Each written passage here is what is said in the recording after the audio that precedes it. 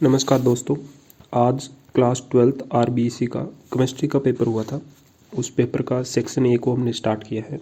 Solve करते हैं। आज देखिए पेपर ये मॉडरेट लेवल का पेपर है, बहुत ईजी भी नहीं है, बहुत कठिन भी नहीं है। क्वेश्चन नंबर 1 के अंदर देखिए आपको दिया गया है कोई डेनियल सेल था, उसमें जिंक और कॉपर के आयनों की सांद्रता आपको दी गई थी और आपको इलेक्ट्रिक पोटेंशियल फाइंड करना था। तो इसका पोटेंशियल कितना आएगा 1.10। नेक्स्ट क्वेश्चन देखिए, क्वेश्चन नंबर 2 पे आपको एक रेट कांस्टेंट दिया गया के का मान 2.303 अपॉन में T log are node upon में आर। ये किसका होता है? प्रथम कोटि का होता है। ये तो सीधा फॉर्मूला पूछ रखा है प्रथम कोटि का। उसके बाद में इसके नीचे 3rd नंबर क्वेश्चन में देखिए पूछा है कि समय के किसी क्षण पे, मतलब किसी इंस्टेंट पे आपको क्या है, अगर क्या पूछा है वेग फाइंड करना है तो उसको बोलते हैं ताक्षणिक वेग। ताक्षणिक का मतलब किसी इंस्टेंट पे है ना, तो ताक्षणिक वेग इसका सही आंसर आ जाएगा। नेक्स्ट क्वेश्चन देखिए, क्वेश्चन नंबर 4 उसने पूछा है कि कोलाइड एंटीमनी का उपयोग, अगर आप चैप्टर कोलाइड वाला चैप्टर पढ़ोगे तो उस कोलाइड वाले चैप्टर में एक जगह एंटीमनी का एग्जाम्पल दे रखा है और एग्जाम्पल वहाँ पे दे रखा है काला जार, एक बुखार होता है, उस बुखार के लिए इलाज के लिए जो यूज लिया जाता है उसका एंटीमनी कोलाइड से बना हुआ होता है। उसके बाद में 5th नंबर क्वेश्चन देखिए, कैलामेन जो कि आयरन का FeCO3 होता है, तो किसका है ये? आयरन का। उसके बाद में क्वेश्चन नंबर आगे वाला देखिए, द्विदंतुक लिगेंड बाइडेंटेड लिगेंड पूछा है, तो बाइडेंटेड लिगेंड कौन सा होगा अपने पास? C2O4 -2 oxalic acid. उसके बाद में इसके नीचे वाला देखिए CF2Cl2 फ्रियोन, जो कि आपकी बुक के अंदर सीधा सा लिखा हुआ है, सीधे सारे NCERT से हैं, तो F फ्रियोन 1,2 आएगा इसका आंसर। उसके बाद में नेक्स्ट क्वेश्चन देखिए, क्यूमीन। क्यूमीन का एक बहुत ही अच्छा क्वेश्चन है, ये रिएक्शन बहुत ज़्यादा इंपॉर्टेंट है, हर साल आती रहती है। यहाँ पे आपको इस टाइप का क्यूमीन है ना, और उसकी रिएक्शन होती है किससे? ऑक्सीजन से।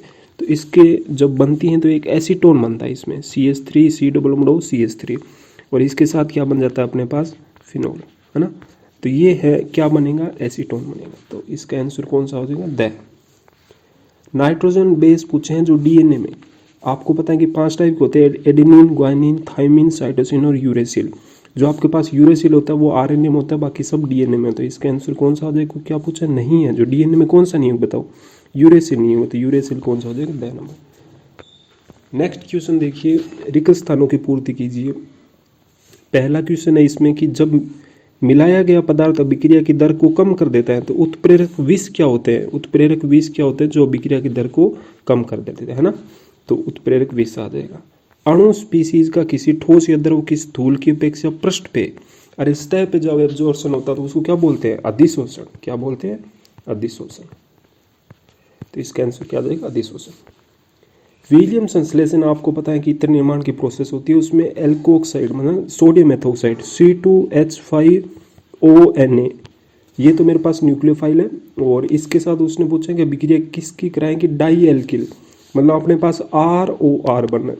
ROR कब बनेगा? तो एक आर तो ये आ गया, दूसरी साइड में क्या होना चाहिए? एल्किल हैलाइड होना चाहिए। तो यहाँ पे क्या आ जाएगा? RX या एल्किल हैलाइड, कुछ भी लिख सकते हो दोनों में से। उसके बाद में 4th नंबर क्वेश्चन में पूछा है कि आपके पास फेलिंग ए और फेलिंग बी दो होते हैं, तो फेलिंग ए कॉपर सल्फेट का जो जलीय विलयन होता है उसको बोलते हैं क्या? फेलिंग ए, है ना। और सोडियम पोटेशियम टार्ट्रेट कौन सा होता है? फेलिंग बी वाला। तो जलीय विलयन कॉपर सल्फेट का उसको क्या बोला जाता है? Fehling A solution. उसके बाद में पेज नंबर 8 पे क्वेश्चन है कि प्राकृतिक तथा कृत्रिम नाभिक है रेडियो एक्टिव वाली कौन सी होती है? फर्स्ट ऑर्डर की रिएक्शन होती है ना, प्रथम कोटि की विक्रिया, तो सीधे प्रथम कोटि लिखना था। उसके बाद में पूछा यूरिया का अमोनिया तथा कार्बन डाइऑक्साइड में विघटन, ये फिर आ गया कौन से? सरफेस केमिस्ट्री वाले चैप्टर से। इसका आंसर आएगा यूरिएज, है ना। तो एंजाइम आपको याद होना चाहिए। उसके बाद में सुक्रोज की हावर संरचना, जो अच्छी बड़ी सारी एक संरचना थी ऐसे, है ना, 2 ग्लूकोज और फ्रुक्टोज वाली वो मिलके, तो वो उस संरचना को आपको बनाना था, हावर संरचना। उसके बाद में वैद्युत अपवहन का नामांकन चित्र बनाइए। उसके बाद में बोला है कि आपके पास फैन प्लवन विधि, तो ये देखिए मैंने एनसीईआरटी कुछ फोटो निकाल रखी है, ये आपको इलेक्ट्रिक डायलिसिस वाली, विद्युत अपवहन वाली। इसके नीचे वाली ये है अपने पास फैन प्लवन।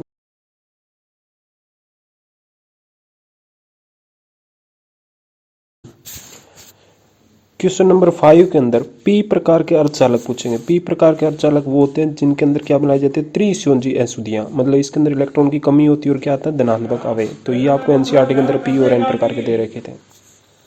उसके बाद क्वेश्चन नंबर 6, क्लोरोबेंजीन से डाई फेनिल बेंजीन बनाने की। क्लोरोबेंजीन से डाई फेनिल बनाने की विधि है जिसको बोला जाता है वुड्स फिटिंग रिएक्शन ना। तो वुड्स के अंदर तो एल्किल थे और फिटिंग के अंदर एक आर और एक पीएच वाला था और इसके अंदर दोनों फेनिल वाले थे। तो ये है वुड्स फिटिंग रिएक्शन। उसके बाद क्वेश्चन नंबर 7 के अंदर ये एथिलीन ग्लाइकोल 35% दिया गया है V/V से। तो उसने पूछा है कि जल का, तो आप बताओ जो 35 दे रखा है 35 अपॉन में टोटल किसका 100 का। तो एथिलीन ग्लाइकल का 35 दे रखा है, टोटल कितना है विलियन का 100। तो जो जल है अपने पास विलायक वो कितना बच जाएगा 100 में से कितना 35, मतलब कि 65%। तो ये 65 ml होगा, वो क्या हो जाएगा अपना वाटर का। उसके बाद में क्वेश्चन नंबर 8, प्रासरण जो कि अल्पपाक में झिल्ली से विलायक अपनी उच्च सांद्रता से निम्न सांद्रता की ओर जाते हैं उसको प्रासरण बोलते हैं। और उसके बाद में बोलते हैं कि समुद्रीय जल के विलवणीकरण की प्रयुक्त विधि जो आपको रिवर्स ओस्मोसिस, एनसीईआरटी की ये मैंने कुछ लाइनें काट के दिखा रखी है। रिवर्स ओस्मोसिस जिसको बोला जाता है, जिसको आरओ बोला जाता है ना, जो वाटर वगैरह के लिए, वो विलवणीकरण के लिए जो विधि दी गई है वो था क्वेश्चन ये। उसके बाद में बोला कि ज्योमेट्रिकल आइसोमेरिज्म आपको बतानी है। आपके पास मेटल है, उसके पास A2B2 वाला दे रखा है ना। तो उसके बाद में इसकी जो ज्योमेट्रिकल बनेगी, एक तो AA और BB, तो ये तो क्या हो जाएगी ट्रांस वाली, और दूसरी कौन सी हो जाएगी सिस वाली, AB वाली है ना। तो ये दो सिसो ट्रांस वाली बनने वाली थी। तो ये क्वेश्चन था।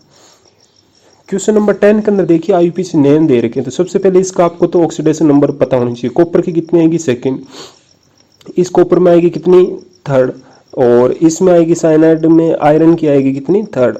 चलिए अब लिखते हैं, ये तो पॉजिटिव है और बीच वाला पॉजिटिव, लास्ट वाला कौन सा नेगेटिव। सबसे पहले देखिए किसका आएगा, हेक्सा एमीन कितने एक्वा दे रखा है, तो टेट्रा एक्वा और कोबाल्ट कॉपर और कितना आएगा सेकंड। उसके बाद में इसका नाम देखिए, इसके अंदर दे रखा है एमीन, मतलब हेक्सा एमीन कोबाल्ट और कितना आएगा थर्ड और ब्रोमीन। उसके बाद में ये तो कौन सा आएगा नेगेटिव वाला है, तो इसमें पीछे ओ लगेगा है ना। तो क्या है हेक्सासाइनोफेरेट और कितना आएगा थर्ड। तो ये इनका IUPAC नेम है।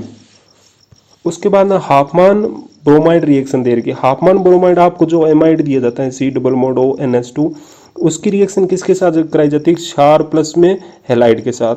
तो क्या बनता है प्राइमरी एमीन RNH2 बनता है। तो ये रिएक्शन थी हाफमान ब्रोमाइड रिएक्शन। तो उसको आपको पूरा विस्तार से लिखना था जैसे एनसीईआरटी में इस टाइप से दिया हुआ था। क्वेश्चन नंबर देखिए आपको 12 नंबर दिया गया, ट्राईमेथिलेमीन मेथिलेमीन से कम बेसिक है। ट्राईमेथिलेमीन का मतलब तीनों साइडों में क्या लगा है मेरे पास R ग्रुप लगे हुए हैं ना CH3 वाले, और मेथिलेमीन में मतलब तीनों साइडों में क्या लगा है, एक साइड में CH3 है, बाकी क्या है मेरे पास हाइड्रोजन लगे हैं। तो इसके अंदर जो त्रिविम बाधा होती है वो कम होती है, और अपने पास ट्राईमेथिलेमीन के अंदर क्या होता है, लोन पेयर तो होता है प्लस आई भी ज्यादा होता है। लोन पेयर के कारण प्लस आई के कारण इसमें क्या है इलेक्ट्रॉन डेंसिटी है तो ज्यादा, लेकिन वो डोनेट नहीं कर पाएगा क्योंकि त्रिविम बाधा क्या है ज्यादा, इसलिए वो अपने लोन पेयर को नहीं दे पाएगा। इसलिए ट्राईमेथिलेमीन से ज्यादा बेसिक कौन से, मेथिलेमीन। क्वेश्चन नंबर 13 में दे रखा है कि आर्टिफिशियल स्वीटनर पूछे, कतरी मधुरक एस्पार्टिम सेक्रिन सुक्रालोज और एलाटिन, आशा ASSA एस्पार्टिम सेक्रिन सुक्रालोज और एलाटिन, ये 4 दे रखे थे बुक के अंदर, इनमें से 2 पूछा। उसके बाद में आपको एक एग्जांपल देना है, एंटीबायोटिक का देना, जैसे कि टेट्रासाइक्लिन एम्पिसिलिन वगैरह है ना, एमोक्सिसिलिन, ये सब क्या है एंटीबायोटिक। उसके बाद नॉन ऑर्किड जैसे पैरास्टामोल टाइप की गोलियां है ना, और एंटा एसिड जैसे कि जिसके ने इडीन पीछे लग जाता है जैसे रेनिटिडीन साइमेटिडीन वगैरह है ना, तो वो सब क्या थी एंटा एसिड। स्वार्ट्स रिएक्शन देखिए, स्वार्ट्स रिएक्शन आपको एल्किल फ्लोराइड बनाने वाली फिकलस्टाइन RX+Na वाली है ना, उसी के साथ Na नहीं था पर यहाँ पे क्या है AgF वगैरह थे, और उसकी रिएक्शन से एल्किल फ्लोराइड का निर्माण हो रहा था, उसको क्या बोलते हैं स्वार्ट्स रिएक्शन। तो वो आपकी बुक के अंदर दे रखी है। उसके बाद में कुछ थियोरटिकल सेल वाले चैप्टर से क्वेश्चन, चैप्टर नंबर 3 से क्वेश्चन थे। अपने न्यूमेरिकल टाइप ज़्यादा करते हैं, बाकी थ्योरी वाले तो आपको आते हैं। देखिए कॉपर +2 आयन के लिए चुंबकीय मैग्नेटिक स्पिन मूवमेंट पूछा है ना, स्पिन ओनली। तो स्पिन का कितना होता है +1/2 या -1/2 होता है। तो अपने देखते हैं कितना होता है। कॉपर 2 है, कॉपर का आउटर मोस्ट शेल के अंदर 8, 10, 1 होता है ना। और +2 चार्ज आ गया, इसका मतलब कितना है 90। 90 मतलब जो डी कक्षा के इनमें कितने इलेक्ट्रॉन 9 है। इसका मतलब जो लास्ट वाला एक है उसके अंदर आधा इलेक्ट्रॉन है, मतलब एक इलेक्ट्रॉन है, एक खाली पड़ा है। इसका मतलब स्पिन कितना आएगा +1/2, ±1/2 कोई भी आ सकता है। उसके बाद में पूछा कि जिंक कैडमियम मरकरी और सी में से संक्रमण धातु नहीं है जो डी ब्लॉक के नहीं है, मतलब डी ब्लॉक के कौन से नहीं है ना, तो साइनाइड हो गया। उसके बाद में मिश्र धातु में पित्तल, कॉपर जिंक क्या होता है, पित्तल है ना, तो कॉपर जिंक वाला इसको अमलगम भी बोला जाता है। उसके बाद एक थ्योरेटिकल पॉलीमर वाले चैप्टर में लो डेंसिटी और हाई डेंसिटी पॉलीमर पूछा है, समबहुलक सह बहुलक वगैरह और प्राकृतिक और संश्लेषित, इनको तो आप कर सकते हो आराम से।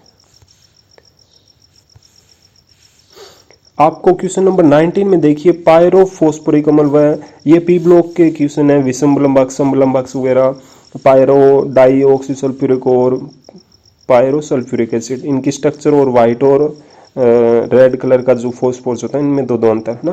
तो ये आपको मैं क्वेश्चन एनसीईआरटी कुछ पिक दिखा रहा हूँ, ये आपका पायरोफॉस्फोरिक अम्ल था और साइक्लोटेट्रामेथिलामीन, इनकी दोनों की स्ट्रक्चर पूछी थी। उसके बाद में ऐसे विषमलंबक वाले क्वेश्चन में इनमें एक एक दो डिफरेंस पूछे थे है ना, तो ये क्वेश्चन था एनसीईआरटी का, सारे क्वेश्चन एनसीईआरटी से बेस है। उसका क्वेश्चन नंबर 20 देखिए, 20 में दिया गया एक एल्डिहाइड दिया गया और तनुसार के एल्डोल रिएक्शन दे रखी है ना, तो एल्डोल में आपको पता है कि CH3C यहाँ पे OH लगेगा, उसके बाद में CH, उसके बाद में आगे वाला क्या होगा CH और CHO है ना, तो यहाँ से ये हाइड्रोजन निकलेगा और पूरा वाटर निकला तो यहाँ पे डबल बॉन्ड आ जाएगा। तो ये मेरे पास है CH3CH, हाँ ये अपने गलत लगा दिया बीच वाला, ये इसको मिटा देते हैं तो यहाँ पे CH लिख देते हैं और यहाँ पे क्या है CHO।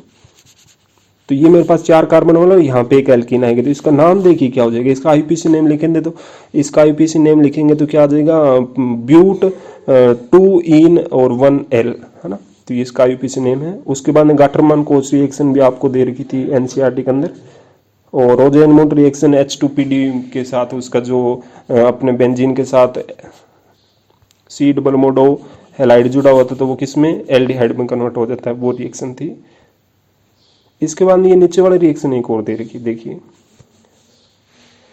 यहाँ पे अपने पास एक ग्रिगनार्ड रिएक्शन दे रखा और इसकी रिएक्शन कराइए कार्बन डाइऑक्साइड के साथ।